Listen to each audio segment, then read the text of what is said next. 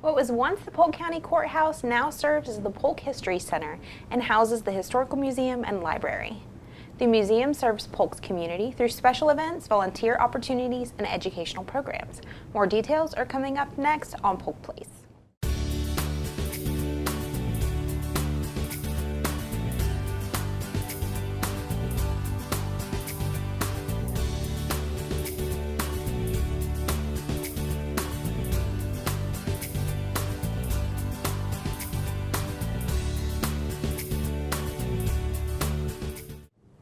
Welcome to Polk Place. I'm your host, Tina Mann, and joining me in the studio today is Myrtis Young, the Historic Preservation Manager at the Polk History Center.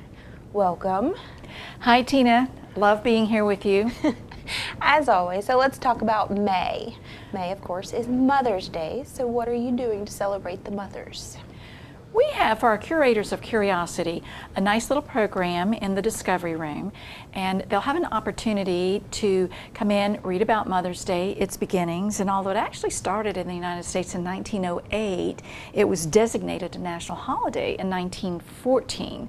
So we'll talk about that and learn about that and what was going on in history at that particular time, because right next door, of course, is an exhibit that actually goes along with that period of time, and I won't say any more about that. I'll just invite you to come take a look and see what was happening in 1914 and 15 and 16 across the world. And so our Curators of Curiosity will be making beautiful Mother's Day cards. We have little doilied hearts, and they have an opportunity to write a message to their mom and create a beautiful Mother's Day card and learn about the history, of course, of Mother's Day. And of course, as moms, we always love handmade stuff from our kids, so that's a great opportunity for that. And then continuing on with our regular programming, what do we have in store for Lunch and Learn? Lunch and Learn is going to be fun. I love it. We're going to be talking about pirates and privateers as Dr. David Head will be joining us. And his topic is Revolutionary Rogues, the Spanish-American adventurers who tried to conquer Florida. And he's written a book. He has done a lot of research in this area, and I think it probably should be fun. You know, Florida just had back and forth and back and forth. It had a dance with a lot of different flags, as we all know. So this will be an interesting topic as we talk about privateers and pirates. And learning that pirates aren't the ones that you see on TV with black eye patches and, right. and the actual history behind them. So going along with that, what is our recommended reading? It's Dr. Head's book, Privateers of the Americas, Spanish-American Privateering from the United States in the Early Republic. And we thought it'd be a good time to read the book and kind of follow his train of thought and learn what he learned. And so when he comes to talk with us, we'll be almost brilliant on the subject. Excellent. And then the architectural tour this month, that will be on May 19th. May 19th, yes. And I want to remind everybody that this is a great opportunity to come to the museum and have a curated, just a very personal, detailed tour through the museum, the building, learn about the architecture and, all the appointments around the building, learn a little bit more about the restoration of the building during the period of time that it was going through the Preservation Restoration Project. And just to say, if it doesn't matter to us if it is one visitor or 20. We're happy to do those curated tours because we think it's such a special opportunity. And what's cool is you get to see parts of the museum you normally wouldn't on a regular day. That's correct. And speaking of regular days, the end of May also marks the end of school. It does. And I know we want to remind people to come out to the History Center in the summer. So why don't we give our viewers an opportunity to kind of do a little virtual tour of the museum with you, so what they can expect. Tina, thank you. That is a great idea because, summer, moms are always looking for things for young people to do during the summer. Especially free and comfortable, in a comfortable environment, rain or shine. So it's the exhibits. Let's just sort of go through the exhibits. And of course, at the History Center, we tell the story of Polk County's history. And we begin that journey in the newly designed Pioneer Gallery. So that's a great stepping stone to just come in, how did we get started? You know, what was Polk County like in those early years in the late 1800s? And then after we learn a little bit about a pioneer history, we walk into the industry gallery, and then we learn a bit about the development of Polk County. You know, what resources brought people here, and how did we begin developing the county? So there's a gallery that talks about fishing and farming and phosphate mining and turpentine manufacturing, and oh my goodness gracious, about the cattle industry, and then of course about the citrus industry and the early history of marketing citrus. We have the exhibits that talk about early commerce in featured Publix and featured Badcock. We'll soon have a new exhibit that will be about the banking story in Polk County. We have a lovely exhibit that talks about transportation, pathways and connections, railroads, and then the early roads in Polk County. And once we've finished all that serious stuff, we cross the hall and go into our Polk at Play gallery. That gives us an opportunity to learn about, you know, really early tourism in Polk County, the beginnings of the tourism industry, leisure in Polk County, and that's just a fun gallery. One I'm most excited about, and I think I've decided it's going to be the crown jewel of the museum. Of course, you know how I change from time to time. Of course. And this is an exhibit that is specific to the history of Polk County providing services to Polk County. It is about the beginnings of Polk County service. It's called Polk Proud since 1861. It has some amazing artifacts that young people and adult visitors will just be thrilled to visit and enjoy. It features early education, early health care, and early emergency services, fire and protection, and then a history of the county. That could be a full morning of something to do one morning in the summer. Just come and learn about Polk County's early beginnings. Take a break, get a sandwich, walk across the street, have lunch in the park, and then come back and then take in the Discovery exhibit, and that's the hands-on exhibit for young learners. Spend a little time in a Cherokee home and learn about the lifestyle of the Seminole children, or spend a little time in the Cracker Pioneer Cabin, see what life was like there. And then just continue to just wander through and see the other exhibits in the museum as they change. The World War II exhibit, the World War I exhibit, and Polk County and the United States involvement in this period of time in history.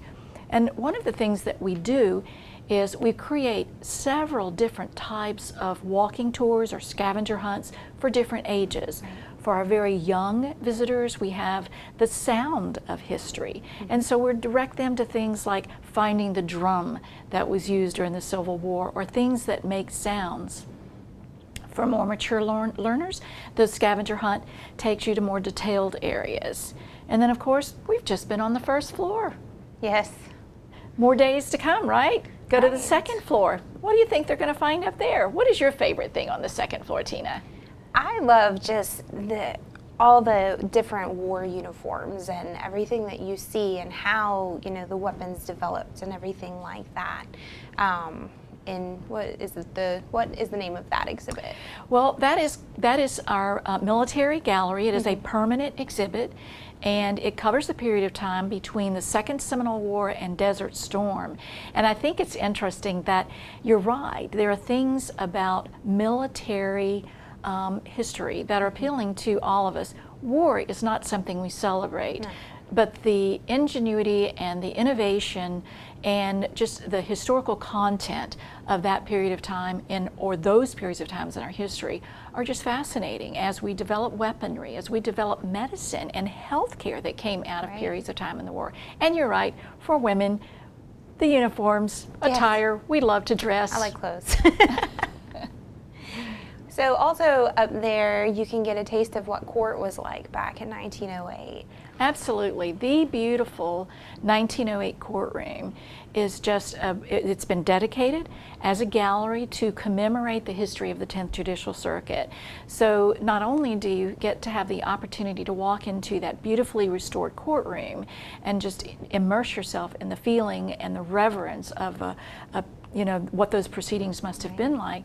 We have kiosks in there that talk about the early history of the 10th Judicial Circuit and the development of the State Attorney's Office and the Public Defender's Office, and some firsts, the first women on the bench. We have a kiosk that details features biographical profiles of all the judges who have served in the circuit. And then, of course, a beautifully designed exhibit to commemorate our great statesman, Spessard Holland.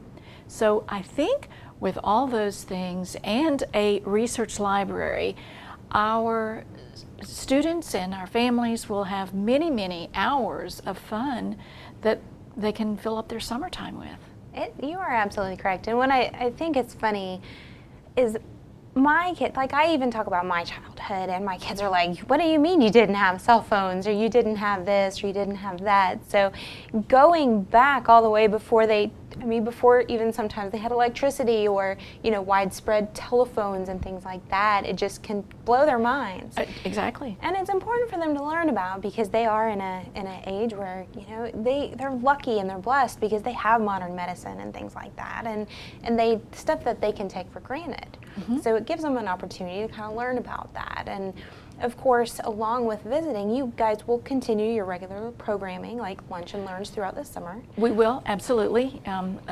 We'll have the regular third Tuesday in each of the months throughout the summer. We will continue lunch and learns. The Curators of Curiosity will be developed and change out monthly, as we have done. And a little far-reaching, but we're also planning, I know there's going to be a lot of discussion as we are in an election year, and as we approach the election in November, a major topic of discussion will be the recommendation from the Constitutional Revision Commission on, I think there are 8 recommended constitutional revisions. So we will have some programming about that throughout the summer and bring back Judge Stargell to talk about those and study those. It's very important. Florida is very unique in that it does have a Constitutional Revision Commission. So we will, throughout the summer and early fall prior to the election, have some programming to talk about those recommended revisions and what they mean for us. That sounds great. So they definitely don't want to miss out. Make it a destination this summer, and come to the History Center. Come to the History Center. It's always cool there. It is. It is sometimes a little too cool. Sometimes you'll freeze. Bring a jacket just in case. Just in case. Okay. So thank you for coming on today. Thank you, Tina. Polk County has a rich history and heritage, and the Polk County History Center is continuously thinking of new ways to help Polk residents experience that history. The museum's collection includes natural and cultural objects related to Polk and the greater Central Florida area that represent our history from pre-Columbian to present-day eras. The artifacts on display at the museum represent individuals, cultural groups, and events significant to the region. Located at 100 East Main Street in Bartow, the History Center is open from 9 a.m. to 5 p.m. Tuesday through Saturday. For more information about exhibits and events, you can check them out on the web at polkhistorycenter.org or give them a call at 863-534-4386.